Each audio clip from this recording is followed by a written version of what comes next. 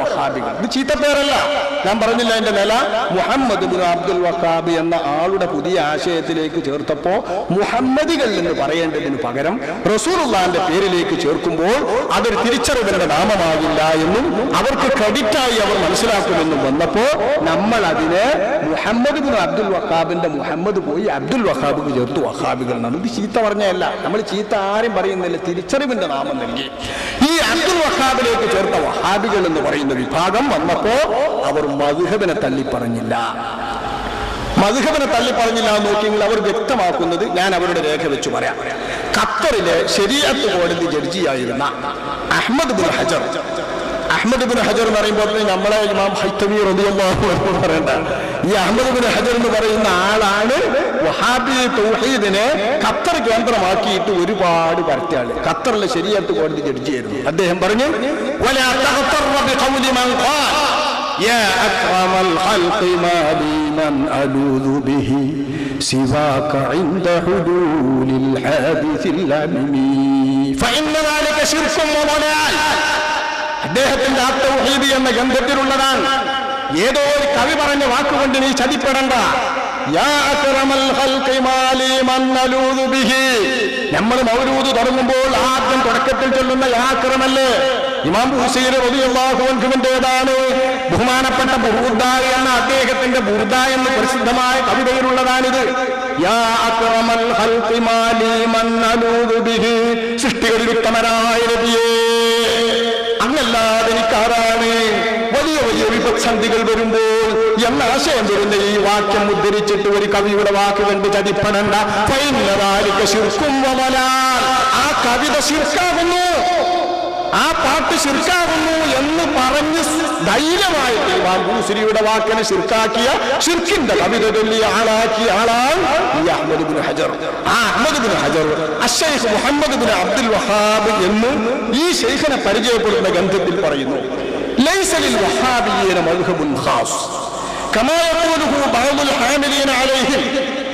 വിമർശകന്മാരും ആരോപകന്മാരും ചിലർ ഉദ്ധരിക്കുന്നത് പോലെ പ്രത്യേകം ഒരു മദ്ഹബ് വഹാബികൾക്കില്ല. അഹ്മദ് ബിൻ ഹംബൽ എന്ന ഇബ്നു ഹംബലിന്റെ ഹംബലി മദ്ഹബാണ് അവരുടെ മദ്ഹബ്. വഹാബികൾക്ക് മദ്ഹബുണ്ട്, ഹംബലി മദ്ഹബാണ് എന്ന് കിതാബ് ഇബ്ൻ സുഊദ് ലിശൈഖ് ഉമർ അബുൽ നസർ എന്ന ഗ്രന്ഥം അതിനെ ഉദ്ധരിച്ചുകൊണ്ടാണ് വഹാബികൾക്ക് മദ്ഹബുണ്ട് എന്ന് ഇദ്ദേഹം എഴുതുന്നത്. പിന്നീട് അദ്ദേഹം വിവരിക്കും, നോക്കി, والوهابيون يتبعون في فروع الأحكام مذهب الإمام أحمد بن حنبل. ശാഖാപരമായ കർമ്മശാസ്ത്രത്തിൽ വഹാബികൾ പിൻപറ്റുന്നത് അഹ്മദ് ബിൻ ഹംബൽ തങ്ങളുടെ മദ്ഹബാണ്.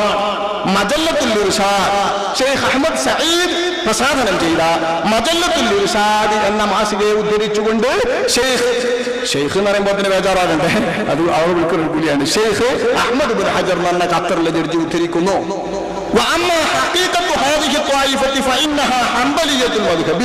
ആരോപണങ്ങൾ മാറ്റി നിർത്തിയാൽ ഈ വിഭാഗത്തിന്റെ സത്യാവസ്ഥ അവർ മദ്ഹബിൽ ഹംബലി മദ്ഹബുകാരാകുന്നു. അപ്പൊ വഹാബികളെ ഹംബലി മദ്ഹബുകാരാ, മദ്ഹബ് മാറ്റിയിട്ടില്ല. ഇനി പോട്ടെ, മലയാളത്തിലേക്ക് വരാം. മലയാളത്തിൽ ആരാ വലിയ ആള്? വക്കം അബ്ദുൽ ഖാദിർ മൗലവി. അദ്ദേഹം പറഞ്ഞിരിക്കുക, വാസ്തവത്തിൽ അയാൾ ഇബ്നു അബ്ദുൽ വഹാബിന്റെ ആശയക്കാരനായിരുന്നു. അത് നമ്മൾ സമ്മതിക്കണം. രാഷ്ട്രീയ രംഗത്തെ ആൾ വലിയ ആളാണ്, സ്വതന്ത്ര പ്രസ്ഥാനത്തിൽ സേവനം ചെയ്ത ആളാണ്. അത്തരം എല്ലാ ഗുണങ്ങളും മാനിക്കുന്നതോടൊപ്പം വക്കം അബ്ദുൽ ഖാദിർ മൗലവി വഹാബി പ്രസ്ഥാനത്തിന്റെ ആളാണ്. അദ്ദേഹം പറയുന്നത് നോക്കി, വക്കം അബ്ദുൽ ഖാദിർ മുസ്ലിയാർ സവാഹി എന്ന തന്റെ ഗ്രന്ഥത്തിൽ ഇബ്നു അബ്ദുൽ വഹാബിന്റെ പുത്രൻ അബ്ദുള്ള എന്നവരുടെ റിസാലയിലെ ഉദ്ധരണി കുറിച്ചിട്ട് പറയുന്നു, മുഹമ്മദ് ബിൻ അബ്ദുൽ വഹാബിന്റെ മകൻ അബ്ദുല്ലാഹിബിൻ മുഹമ്മദ് ബിൻ അബ്ദുൽ വഹാബ് എന്ന് പറയുന്ന മകൻ ബാപ്പാന്റെ സിദ്ധാന്തങ്ങൾ സമർപ്പിച്ചുകൊണ്ട് എഴുതിയ റിസാല, വലിയൊരു റിസാലയാണ് അറബിലെ. ആ റിസാലയുടെ വാക്ക് ഉദ്ധരിക്കുന്നു വക്കം അബ്ദുൽ ഖാദിർ മൗലവി. എന്താ വാക്ക്? നഹ്നു ഫിൽ ഫുറൂഅ് അലാ മദ്ഹബിൽ ഇമാം അഹ്മദ് ബിൻ ഹംബൽ. വിശ്വാസശാസ്ത്രത്തിലല്ല, കർമ്മശാസ്ത്രത്തിൽ ഞങ്ങൾ അഹ്മദ് ബിൻ ഹംബലിന്റെ മദ്ഹബാണ്. വലാ നുൻകിറു അലാ മൻ ഖല്ലദൽ അഇമ്മത്തൽ അർബഅ. 4 ഇമാമുകളെയും തഖ്ലീദ് ചെയ്യുന്നവരെ ഞങ്ങൾ എതിർക്കൂല, വിമർശിക്കൂല. 4 മദ്ഹബും തഖ്ലീദ് ചെയ്യാം. ബൽ നജ്ബുറുഹു അലാ ദാലിക. നമ്മൾ അതിന് നിർബന്ധിക്കും. 4 മദ്ഹബ് പിൻപറ്റണമെന്ന് നിർബന്ധിക്കുന്നവരാണ്. വലാ നസ്തഹിഖു മർത്തബത്തൽ ഇജ്തിഹാദ്. ഗവേഷണത്തിൽ യോഗ്യരാണ് നമ്മളെന്ന് നമ്മൾ പറയുന്നില്ല. വലാ യദ്ഈഹ അഹദും മിന്നാ, വഹാബി പ്രസ്ഥാനത്തിൽ നിന്ന് ആരും അത് അവകാശപ്പെടുന്നുമില്ല.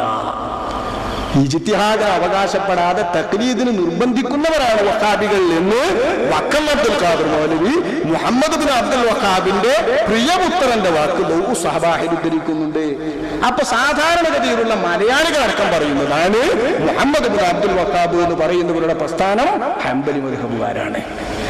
4 മദ്ഹബും രൂപീകൃതമായ ശേഷം ഒരു പ്രസ്ഥാനക്കാരും ഒരാളും ഇങ്ങനെ മദ്ഹബിനെ തഖ്ലീദ് ചെയ്യുന്നതിനെ എതിർത്തിട്ടില്ല. ശ്രദ്ധ കെട്ടി തരി എൻ്റെ മുമ്പിനിങ്ങളെ, നമുക്ക് ആ വിഷയത്തിലൂടെ അങ്ങനെ പോകണം. വിശ്വാസശാസ്ത്രം കഴിഞ്ഞ് കർമ്മശാസ്ത്രത്തിലേക്ക് കടന്ന് ഞാൻ ചുരുക്കും, വളരെ ചുരുക്കിയിട്ട് സംസാരിക്കാം, എന്നാലും പഠിക്കണമല്ലോ. കർമ്മശാസ്ത്രത്തിലെ 4 മദ്ഹബ് അനുസരിച്ച് പോന്ന ഇമാമുകളാണ് വിശ്വാസശാസ്ത്രത്തിൽ പിഴച്ചവരെങ്കിലും വഹാബികൾ. പക്ഷെ തഖ്ലീദിനെ എതിർത്തിട്ടില്ല. വാഴക്കണക്കിന് ഗ്രന്ഥങ്ങൾ രചിച്ചവർ ഒക്കെ മുഖല്ലിദുകളായിരുന്നു. മഹാന്മാരായ ഒരുപാട് പണ്ഡിതന്മാരുണ്ട്.